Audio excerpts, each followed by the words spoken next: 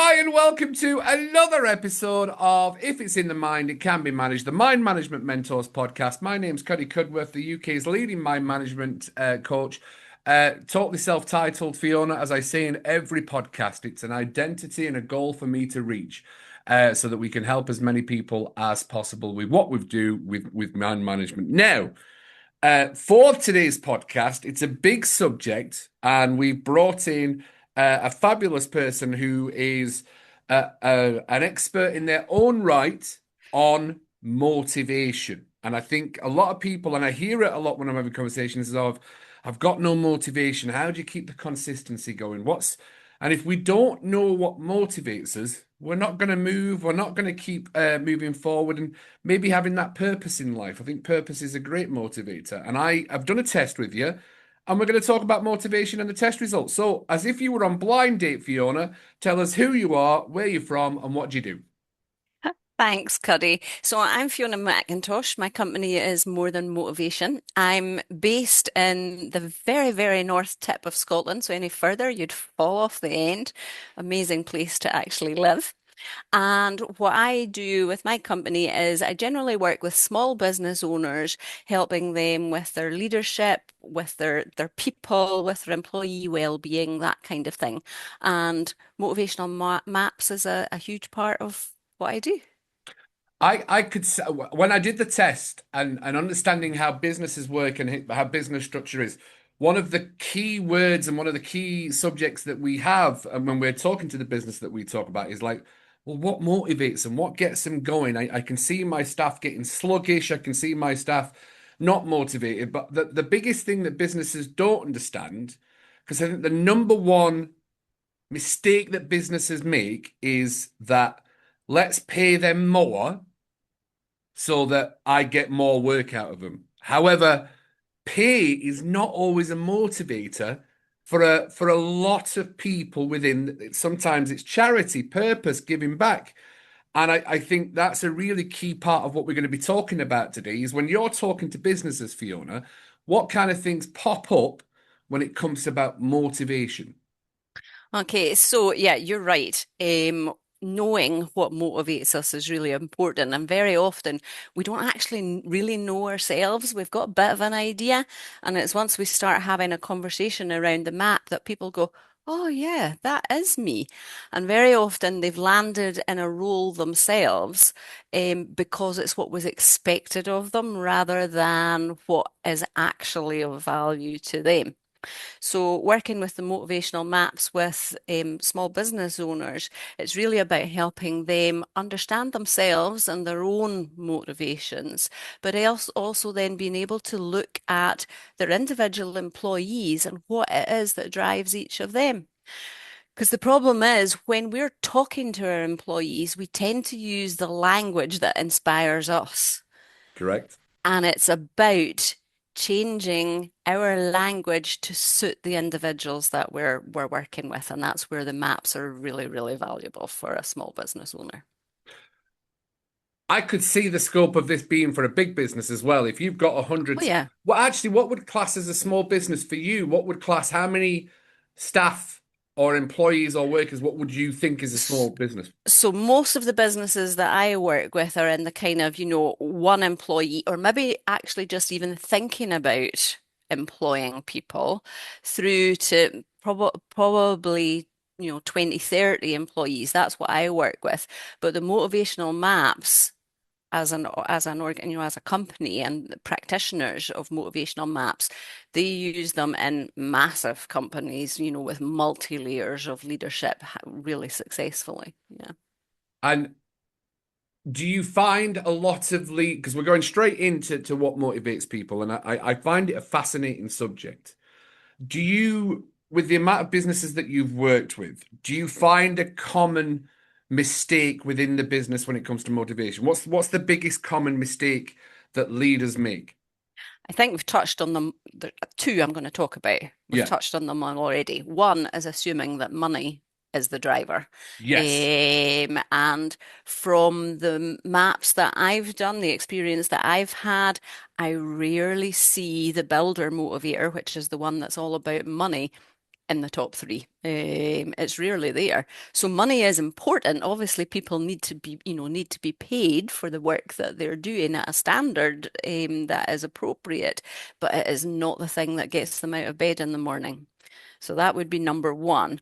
And then the other one, as I say, is assuming that other people are driven by the same thing as us, and therefore, using language when we're trying to inspire people that would inspire us, not them. So that's the two biggest mistakes, I would say. I love that. I'm a keen. I've got a communication conference coming up Hmm. down in Manchester, and I'm going out to talk about communication. Okay. And the biggest part of the communication training that I do is I teach people how to listen, not talk. It's completely the opposite. And we always have that age-old Yeah. question of we've got two ears and one mouth because we should be listening more. But the thing is, nobody knows how to listen. They don't know what to listen for. They don't know what the key indicators are. They don't know understand how to break down people's emotions and understanding. And that's something that I've found fascinating with NLP and finding a different way to talk to people is using that. So when you're Yeah. talking about language in your part, because I think you make it one of the key things I hear from the managers and leaders that I'm talking with is why does this not work for them? Because I used to do this, this, this. That's the word there. Is like, yeah, because you're different to them. Well, Yeah. no, because they Exactly. no, because I want to do this, this, and this is no, it's not about you anymore. It's about them. So expand on that language, Fiona. Okay, so let's imagine this is not a client of mine. But it's a good example of how this might work. So if you imagine you've got an older gentleman, he maybe set the company up, he's been in business for a long time, he brings somebody else in as a new director, he's thinking succession. Um, this new chap has, new ideas. He wants to modernize, he wants to change things. And you can immediately see that there's potential there for, a bit of a clash. And when they do the motivational maps and the new director realizes that the original owner of the business, he's very driven by belonging, so that people connection and stability and security.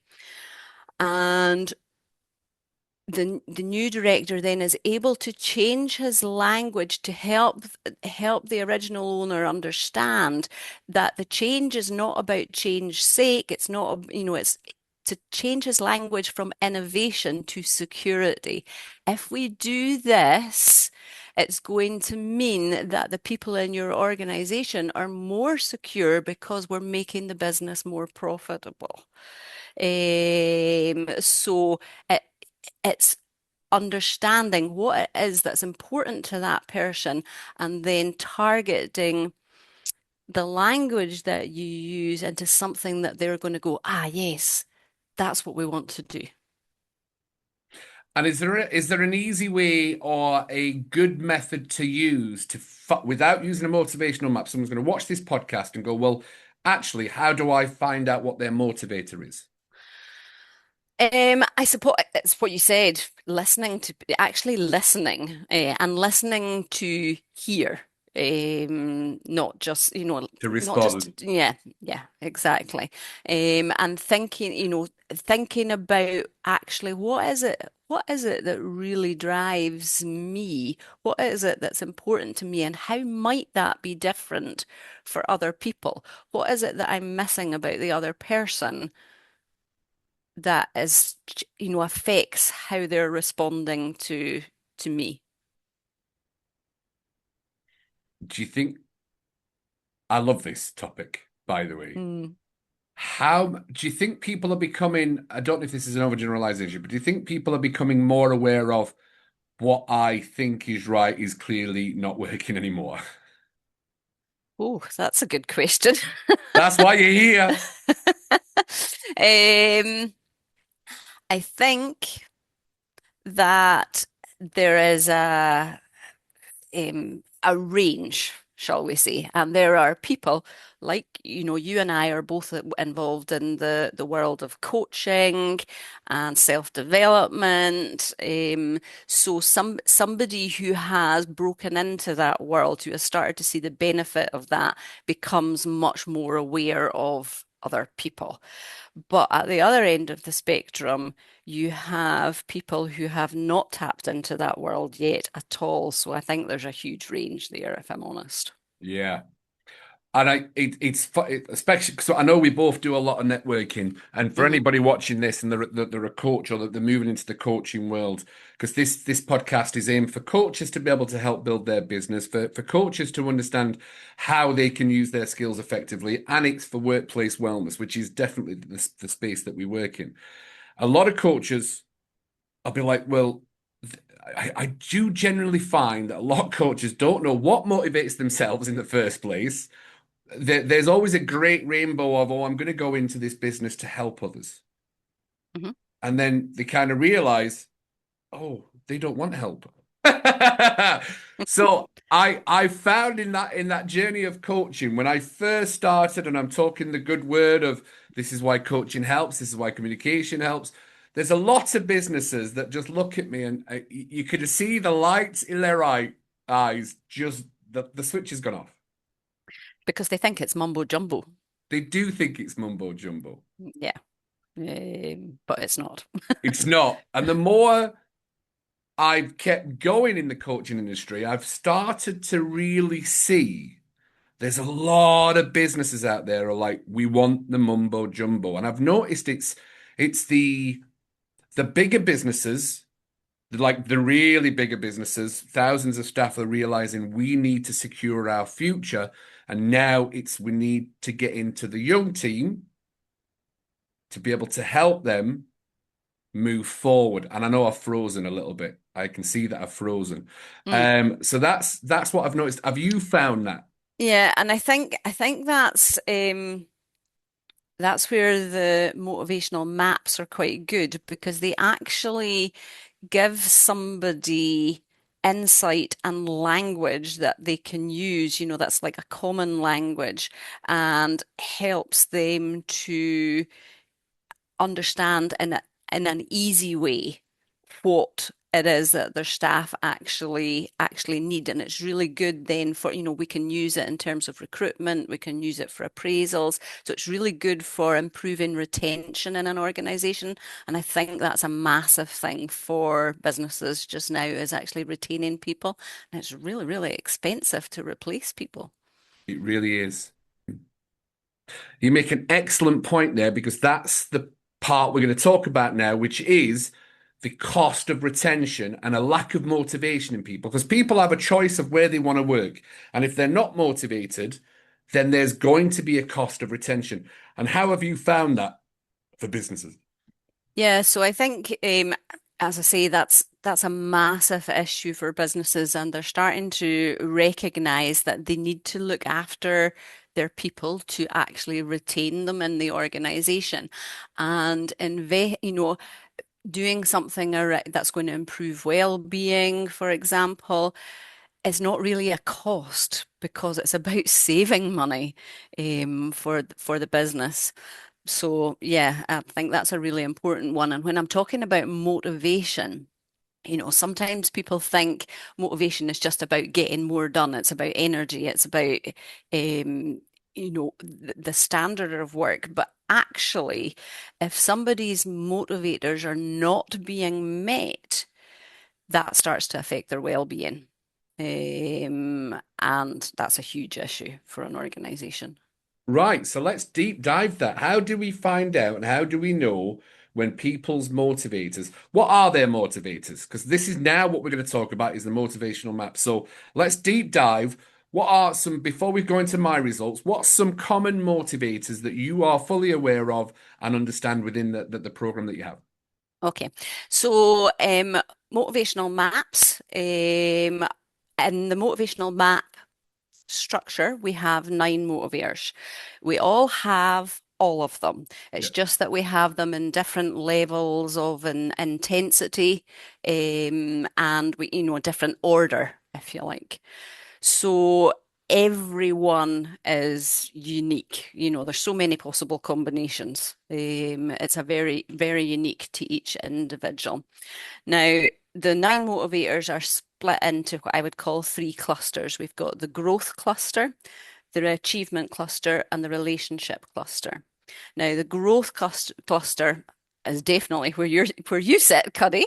It is all about meaning and purpose, innovation, being the best that you can be, freedom, all those kind of things. So it's very much at the higher ends. That's not the right words to use, but if we were thinking about Maslow, it would be at the higher end of that Maslow's trend. emotional, Yeah, yes, yeah, yes. yeah, yeah. So for Maslow's emotional needs, which I'm a big advocate of, I use that system when I'm cooked because it's emotions. Everything's emotions. People say it's mental health, but it's actually emotional health. Yeah. Once we know what our emotional needs are, yes, Yeah, so the maps are based on that, yeah. career anchors, and oh, I've had a complete blank moment. No, you're all right.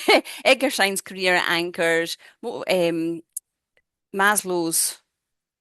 motivators, and Hierarchy of emotional needs. Yes. And sorry, Cuddy, I've The had a big complete word. It's all blank. right. It's a big word. Um, so it's based in lots of research around motivation, but it's brought it together in a very easy to use, understandable way. And for me, I think that growth cluster is what I often see in business owners. So I would say that, that's quite high in that kind of business owner world. Then the achievement motivators, I would class those more as the business motivators. So they're the ones that are about knowledge and expertise. They're the ones they're about control and direction, and they're about the sort of money side of things. And then we have the relationship motivators, and they're, as you might guess, all about people, and relationships and stability and security. So that's the kind of three clusters. And then, as I say, there's nine motivators that we all have. And it's identifying which ones we look at the top three predominantly, but also the bottom one because that can be interesting as well. But the top three predominantly, because if those motivators are not being met, that then starts to impact people's well-being. And what I liked about the system was it was different to disc because disc can be a little bit whimsical sometimes. And I like that this was different than disc. Yes. So I think that's a really good point, in that motivational maps are not a personality test. No. Okay, so personality tests, our personalities are pretty fixed, we develop them as children, and then over our adult lives, they're pretty fixed unless we have something really majorly traumatic happen in our Mm, lives. Personality is pretty fixed. Motivation isn't. What motivates you when you're a teenager is entirely different to what motivates you once you have a family, or mm. if you have ill health, or if you think, oh, I'm thinking about retirement. So our motivation changes over time. And I think that's a really important thing to consider when we're looking at helping people, whether that's through coaching or whether that's through the work that I do with teams. Yeah. Would you say that motivational maps is better for the top of the business tree, the leader, the owner, and the founder, or do you think it's more important for the employees and staff to have it done so that the leader understands? I would say it's important for everybody. So Love it. starting with the leader and helping them understand themselves first. And then when you're looking at the employees, they can understand how they're different, where, we can look at where there's gaps in an organization, for example, what's missing, where there's potential clashes between people. So if you've got somebody who is highly driven by meaning and purpose, somebody like you, highly driven by meaning and purpose, and you've got somebody else in the organization who is highly driven by money, there's an immediate clash potential. I'm not Yes. saying there would be a clash, but there's a potential for it. And what the maps do is help people go, oh, now I understand why Joe struggles with me being so focused on money because he's all about meaning and purpose. And actually, how do we work together? Or actually, we really work together really well because we balance each other. And that understanding creates peace. Mm. Oh, that calmness within the business structure. I mean, it deactivates the disempowering emotions, Yeah. which are prevalent in every business. There's always going to be anxiety, stress, and frustration. And it comes back to the language. Everyone's going to be like, well, why is this person doing that? Why is he not doing the same thing that I'm doing? And then you're like, hi, I'm Fiona McIntosh. I'm a behavior map motivation maps coach. We can sort that out quite quickly. I love it. I absolutely love it. Right. So I think we've got a good grasp of what motivational maps are, how they help, what's the premise of them, because I understand it a lot more now. And we then now move into who or what motivates Cuddy. Right. Okay. So I have got your map in front of me, Cuddy, which is really interesting. So the first thing that I would look at with somebody's map is what the current motivation level is. And you can, so before I talk about that, what I will say is that this is a self-perception inventory. So everything that has come out in this map is something that you have indicated. Yes. So the PMA score, which is basically how motivated you feel at this point in time, and it came out as 56%. Okay. So that is what we, and I don't like this term, but it's what we class as the risk zone. Okay. And Whoa, the risk oh, taker. well, no, that's not about Good. a risk zone. It's a risk zone in terms of you potentially have declining levels of motivation. So Yeah, you're I would agree with that. not entirely satisfied with your current situation. Correct. And the risk element of that is that if you don't do something to improve that, then you become demotivated and that starts to affect your well-being. I would 100% agree with that. Excellent. I Good. would It's feel, amazing yeah, 100%. from a set of questions that you think, what? What is this question's asking me? It gives amazing results. So that would Yeah, be the first thing that I would pick up. And that if you become demotivated, then that starts to affect your health, your performance, your relationships. yeah. Okay. I So have done something around that actually. good. Because I was losing focus and I was getting demotivated. I know my internal language tells me I'm generally internalizing by saying, what's the fuck, what the fuck, and why, what's the point? And I get it. I'm like, right, I'm not where I need to be. Yeah. And I'm not where I need to be. from a coaching perspective, so you're already self-aware. I But try to be. from a coaching perspective, sometimes that conversation with a business owner is really enlightening for them because when you start to ask them the questions around it, then they have a realization, oh, actually, I'm just on a treadmill here and I do need to do something. Yeah, Yes. Yeah, I 100%. Yeah, bang on. good. I love that that's popped up because when I read the results, that didn't show up for me. I was like, I actually, when I read the results, I was like, I need to know what all this is going on. So brilliant.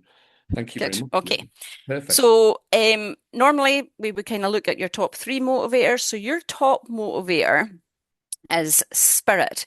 Now, the spirit motivator is all about freedom. It's all about autonomy.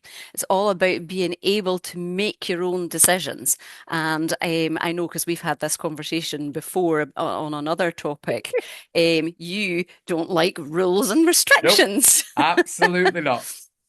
So that's your top motivator. Now, in terms of the level of intensity, this is a really, really strong motivator for you. It's what we would class as a powerful spike. So that means that it is highly motivating for you to have that freedom. And that if you don't have it, that's going to have a massive impact on you. Oh, So it's the second super important. if I smell a whiff of micromanagement, I'm like a volcano ready to explode. Yeah. So, you need that autonomy to make your own decisions. You need space to do your thing, and alignment with kind of who you are. Oh, I love it. Now, the interesting thing is, I'm going to jump to your lowest motivator first or Perfect. next, Yep. because your lowest motivator is director. And the director motivator is about power control, control of people or resources. It's about influence. And that's the thing that's least motivating to you. Tell Would me, you agree? explain that more then, because that sounds like a good thing.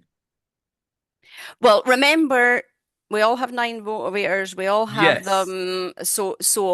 There is no good and bad. There is Right. no right and wrong. All I'm saying is that is your lowest motivator. So it's not something that drives you With to get out of control bed. and influence. Yeah, I want you to deep dive that bit. Okay, so um, if we were thinking about somebody who had high director, they would like power. They would like control, to be in control of people. They like being in charge. They like making critical decisions. They want responsibility and influence and basically be able to crack the whip. And I've been in, yeah. So I think because when I was going through the questions, I did recognize the questions. I'm like, nah, I don't like. So what you're explaining to me is a dictator, right? Just under Ca my understanding, dictatorship. Yeah, because for you, it's your lowest motivator. So that is your natural reaction Yes. to that motivator. So if you are working with somebody who has that as their top motivator, Yeah. you're going to think he's just a dictator. Ugh. Yes. What? Yes. 100%. I've Yeah. never. Yeah. But for you, it's about appreciating that actually sometimes there needs to be rules and sometimes there needs to be control. And actually, some people really need that. Yes. Yes. You're right. Because I'm adverse to that. Whereas, so because let's have this as a coaching moment, and this is what Yeah, pops up yeah, yeah, when um I think I have an ability to be controlling and dictator and tell people what to do. And I would say a lot of people would say, "Oh, you're quite dismissive and quite condescending sometimes." And right now, it's kind of like water off a duck's back for me because I'm like, "Well, no, I actually know I'm not because I know intention and thing." But I do try and move. I think I have that quality to want to be able to do that, and I'm so risk averse to it. I'm like I don't want to be that because I don't think it's healthy. I don't think it's healthy on me, and I don't think it's healthy on the people around me. And I've always liked a thank you and a recognition. And I know some people don't like recognition because it makes them hmm feel yeah, awkward. yeah, yeah, They're like, oh, I no, let me push that recognition away. And I actually do have, in a self-aware thing, a habit of being over positive instead of actually saying you need to do this better. I yeah. do. I Okay, do. so your spirit, highly values freedom, autonomy, decisions, and choice. Yeah. But you don't value control, authority, directing others, and hierarchy. So you want to influence without control, which is lovely Correct. in theory, but Theory. effective leadership requires accountability, standards, direction. But I love And accountability. mhm, Strangely enough, yeah. I mean, we both know where we are in the networking world, and that's the reason I joined that networking because yeah, accountability. I adore accountability. yeah. Yeah, Okay. So, and it's about remembering that you value autonomy, but not everybody else does. Some people correct. need Yeah, clarity. Some yeah, people need reassurance. Some people need structure. yes, They need expectations, and not having it can be really, really stressful. absolutely. You love it. This is miles better than the previous tests I've done with other people on the podcast. I'm loving it, Fiona. I'm loving it. Good, good. Yeah. So that's where, I would be helping a bit, so a business owner, say you, Mm. with their employees, if you imagine that they've got quite a lot of employees who like that structure and stability, they're probably living in quite a stressful world. Yes. If they don't have, if they're like, oh no, I want rules, I want the structure, and I want the direction, and I'm sat there going, look at all these beautiful rainbows, look at all that thing, and then, oh my God, we've got all this choice. I know for a lot of people, that's like, no. Yeah, yeah. And the other thing is, which is where I was going with this, is you've got spirit up here, you've got director down here. That reinforces that and pushes it even higher. So because that's your lowest motivator, it can make that spirit even stronger. So it's just something for you to be aware of that whilst you don't want to be that dictator, that actually maybe you're too extreme with that. I love it. This is great, Cuddy Fiona. extreme, surely not.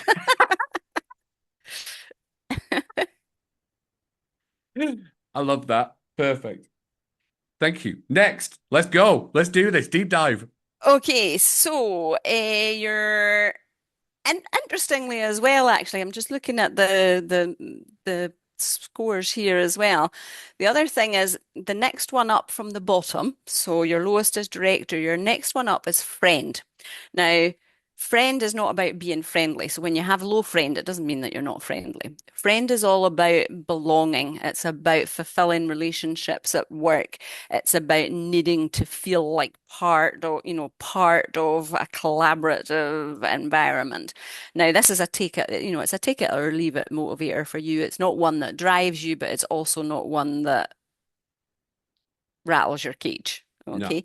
I like it, But but yeah, but again, the spirit is about autonomy and friend is about collaboration and relationships, and one can potentially be making that autonomy even stronger and I for love you. collaboration. One of my Mm, favoriteest things in the world is collaboration.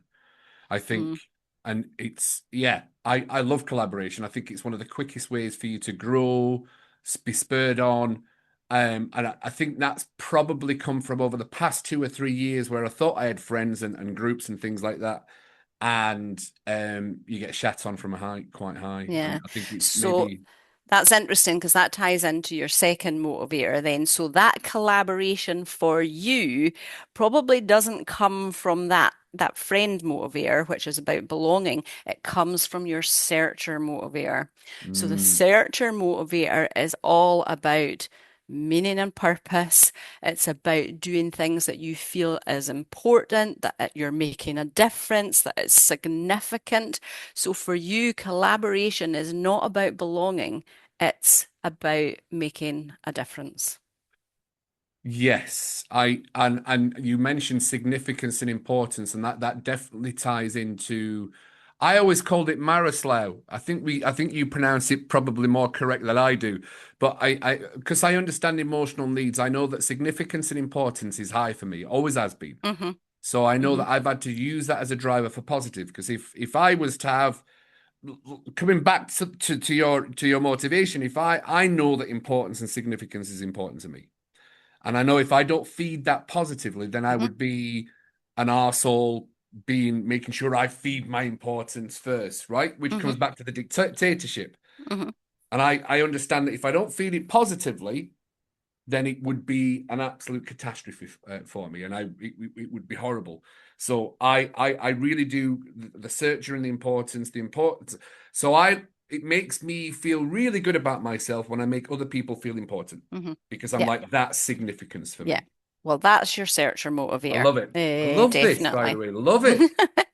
And then number three for you is creator. So the creator motivator is all about innovation. It's Mm, about, new. It's about create. So it can be creative in terms of arts and crafts, but it's more about creativity in terms of ideas and change and mm. solving problems and creating something, that's better than the previous. Which is why I love tour. Mm, because you guys do it. So I sit there, I'm going, this is the room. I love That's that. I know. Do you remember when I said I didn't realize you were on the call and we were talking with Jamie? I'm like, you need to see what Tuath's doing. You need, and I was saying Tuath, and I've been told that Tuath is not the correct way to To pronounce it. Tua.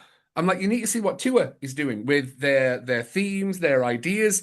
I was buzzing off that because I was like, yeah. yep, that's the one. I've been passing that on to other BNIs.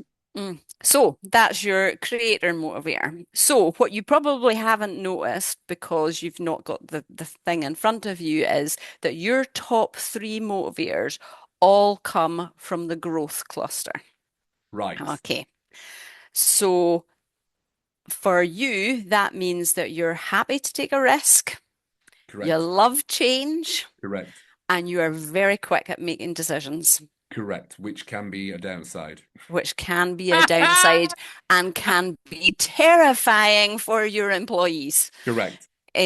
So again, it's about raising that awareness for somebody of how they behave and respond and what impact that is maybe having on people in their organization who, who has um, relationships as their strongest motivator and they like security and stability and knowing what's happening and rules and procedures and all the rest of it.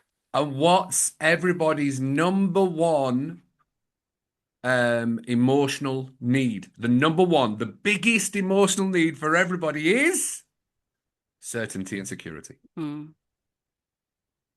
And I think from what I've learned over the years, I have less fear for fuck ups, which a lot of people. So that's where that energy comes from. Like, no, we can change. There's no negatives. Well, we have to make a change because this is what we're gonna. So that's where that innovation and change. But yes, I can understand that would. Do you know where it comes from, Fiona? It Hmm. actually comes from.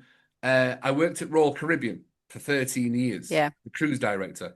You literally could not. There was never a day the same. You could not be in a state of this is how things have to do. We were literally for 13 years or for the last 6 years as cruise director. Well, no, actually, it was last 10 years as cruise director. It literally got into a state of there's just no point because every day is different. We go in flow and it's completely organic. And what happened yesterday, it's probably going to happen tomorrow. And we used to take cruise ships from Texas to China. And in 90 days, not one of anything was the same. And we had literally lived in a state of this is just how it is on ships. So that's yeah. where that comes from, Mm. Fiona, and that has been trained. So there's a lack of fear on certain things. Yeah. So if I was talking to you as an employer, it would really be about trying to help you manage that so that it's not so terrifying for your employees. Yeah, Because yeah. the knock-on effect is it's all right that I don't care about a lack of like, no, this is just a state of flux. This is what we are.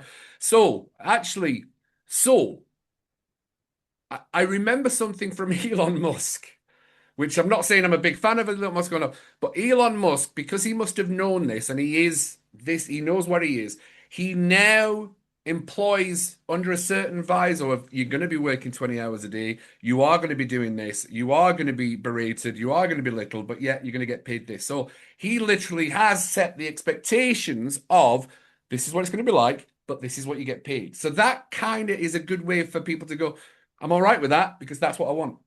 Yeah. And if they have high builder, Correct? that's going to work for them. But if they also have high defender, and that's the motivator that is really, focused on security, Yeah. predictability, stability, then they're going to struggle with that. And that's not going to be a good place for them to be. So that's I now what the light bulb moment for me for your business is this is why founders, CEOs, and creators, when they're going, I'm going to size up, scale up within my business to save me money in the long run. Let's get this right. This is who I am as a leader. What's going to be the best people for them to fit into that mold so that we can create that Yeah. Yeah. is highly valuable. Yeah, and it depends on the organization. So, for example, I mean, the reason that I was initially introduced to motivational maps, I think you know, Cuddy, our son is severely disabled, Correct. and we have a care team, and we had a few issues in the team, and we brought an amazing lady, Jane Thomas, in to work with us, and she did motivational maps, and the the things for me in terms of, and it was a tiny thing, but the majority, I'm like you, I'm high searcher. The stability stuff, that's just not me. But for the team, that belonging was really important. And taking time to sit down in the morning and have a cup of tea before I went to work and have a conversation with them was massively important. To me, it felt like a waste of my time. I love But that. for them, it was really, really important. So that was a tiny thing to change that had an impact for people and was important for people. So it doesn't have to be big things. It can be very small changes that can make a significant impact. That's amazing. Mm. And That then really is. And then there's the, aside from the managing people aspect of it, then there's the, your motivation. So what can we do to improve your motivation score in terms of how well you feel it's being met? And then that's when we look at the individual motivators and how well they're being met and which ones we can do something with. I love it. So to kind of wrap up this part of the podcast, I think this might be the best part. Well, I hope it is what questions would a business be asking of why when I'm talking to them, like, you need to speak to Fiona. Honestly, by the way, Fiona's got the answer for this. What would I want to listen to, or what would I want to listen out for that anybody in any situation I'm at in the world, and anyone's watching this podcast, so that they go, Fiona, we absolutely need Fiona. What should we be listening out for? What should we be looking for? So there's two routes. The first route would be the individual themselves feeling, oh, I've Can't be asked. that's my best Why am I doing description. it? Why am I doing it? I feel like I'm on a treadmill, those types of things. So they just are, have lost their mojo. They've lost their mojo. And what I often see, and it's back to what I said earlier about sometimes people land in a position because they think it's what's expected of them rather than what they actually need. So sometimes for them, it's helping them look at this and go, do you know what? I'm in the wrong job. Or do you know what? I should be retiring. Or whatever the case may be. So that's the one side of it. The other side of it would be an employer who is talking about, I'm asking them to do stuff, but they just don't care, or they're not as invested in the business as I am, or which of course they never should be. You're the business Correct. owner, so Of but course. No one's in ever that going to be as invested as you. Yeah. no, but they don't care about the business, or they don't care about the job that they're doing, or those types of things. Or if they're talking about, losing people or having people off sick, with, stress, those would be the kind of things that I could go in and do this with and help them understand what's the root cause of the issues. Yeah. I love it. This has been so good, Fiona. Is there anything else you want to share before we wrap up? Well, I suppose a question for you. So your number one motivator is spirit. Right? We've talked about how important it is to you. It's a massive spike. If it's not being met, Yeah. it's going to cause you a problem. And this one, you scored 4 out of 10 in terms of how well it's being met. So this is the whole um, autonomy, decisions, having choice. So it's 4 out of 10. What's missing? All right. So what you're saying is my key indicator is spirit, but at this moment in time, it's not getting met. Yeah. Ah, oh. Okay.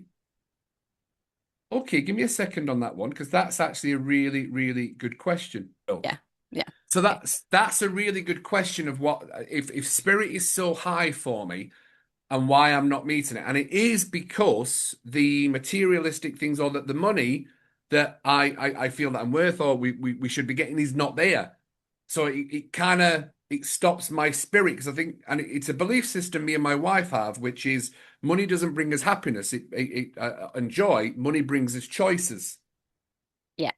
And that's if the money's not there, it's sunny. You know, you look at the bank account, I'm like, oh, well, I've not got as many choices for spirit. So I think that's really clever. And I Yeah. think it's really clever that, yeah, and something's just happened where the bank balance has gone back up. And guess what? I've got more choices. Sure. And it's funny because it does breed fear. Like, oh, I better hold back. Oh, I can push forward. When there's money in the bank, I've got more choices, so I don't mind losing the money on a decision, which we know I make snap decisions. So yeah, I think I love that. That's brilliant. So there's two things that I'd like to just touch on before we wrap up. Is wow that you found motivational maps for your son Hmm. and wow for everything that you do, by the way, for your son. And I like the Thank fact that you. yeah, and I like the fact that you said, well, I didn't want a cup of tea with him in the morning. I just want to look after my son. But you were like, no, it makes a difference for them. And I wanted to echo that back and go, that's amazing of why motivational maps is going to be important for you because there Yeah. was a purpose, a sense of purpose behind that. So I thought that was brilliant. And then the other question is the motivational maps based on anything else, such as I know we talked about Maroslav's I always say Maroslav's, but you say Maroslav. I say Maroslav's Maslow. emotional Maslow, you say Maslow. Maslow. Yeah, perfect. Is it based on anything else? Because it's not just emotional needs. What else is it? That's correct. So, as I said at the start, it's not, personality is part of motivational maps, but it is not a personality test. So it's based on Maslow, as we've already mentioned, career Eggershein's career anchors, and the Enneagram. So those three things are what sits behind motivational maps. And James Sale is the creator of motivational maps. He was an educator, and he put them together. And I think it is an amazing tool. I have never had anybody who's done a motivational map who goes, nah, that's not me. They always go, Mm, oh, wow. yeah. So what is an Enneagram then? Because I know there's going to be a lot of people that maybe wherever they are in the journey of learning, like, well, what's an Enneagram? So Enneagram was created eh, Have I got you? you've got me because I can't. It doesn't matter So who it's it doesn't created by. matter who it was What is an created by. Enneagram? Because there's It's a nine parts, is there not? yeah. Is there not nine? It's a development model. It's not a diagnosis Yeah, tool. So scientifically validated in the same way as psychometric tools, and it's really used for reflection and discussion, not so it's about patterns. So it's not this defines me who I am forever. It's about patterns. And I think that's where it ties into the motivational maps because as I said, motivation changes. it It's does. not fixed. So it's the bit that gives it um, that changing Yeah, thing. And it kind credibility of and the comes openness. from, talks about, emotional triggers and conflict styles and Yeah, blind spots for leaders, those types of yeah. things. I Yeah. think, do you know what? Just to wrap up, it's funny you mentioned the conflict. You know, there is sometimes when I know I'm validated with what I'm thinking and I'm doing, I'm like I would fight it to the absolute hilt. And then there's other times when I'm unsure and I'm like, just keep your mouth shut, just do what your wife says, keep your mouth shut, keep your mouth shut, keep your mouth shut. But I do struggle with that. Mm. I do. I've thought this was amazing. I Thank you. genuinely enjoyed this because I've done quite a few things on the podcast, but this was you're absolutely right when it comes in. Is a lot of people do that the motivation going, yeah, that is bang on. So thank you very much for sharing, Fiona. I think it's been lovely, for people to understand what motivates and what gets up in the morning when we're clutching at straws and we don't know, we get lost. And I think a Yeah. lot of people maybe find themselves lost with motivation. I think identity is a key indicator that a lot of people don't even know who they are, and finding out who they are to different levels within themselves can be a massive change for people. So, look, Yeah, thank you very much for sharing, Fiona. you're welcome. Is there anything else you want to share before we wrap up? I don't think so. Just thank you very much for having me on the show. It's always a pleasure to chat with you. So, it's good to be here. Was it when you first met me a pleasure to chat with me? Because I know The first time I met you, I thought, oh my God. what a wanker. No, I never thought that. I just thought, whoa, he's a lot. I am. I am. Do you know what? You're 100% right. I am. Like that's and it's when it comes to motivation and self-awareness, you could not have nailed me better. Mm. And this is what I do with a lot of people is look, but that's who I am. And I'm happy with that and I'm comfortable with that. And there's a realness about me. Yeah, and that's, you know what, and I think I said this already, that's the thing with, helping people need to understand that motivational maps, I mean, you called it a test. It's not a test. It's you reflecting on yourself, and there is no good map and no poor map. And it's about context.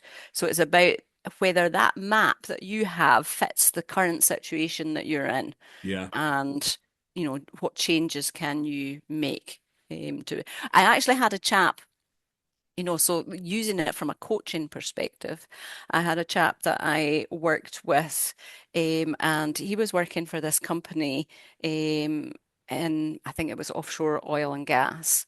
And it was really obvious when I was chatting with him that, and his map showed it, that the company that he was working for and his values were totally disaligned. Totally.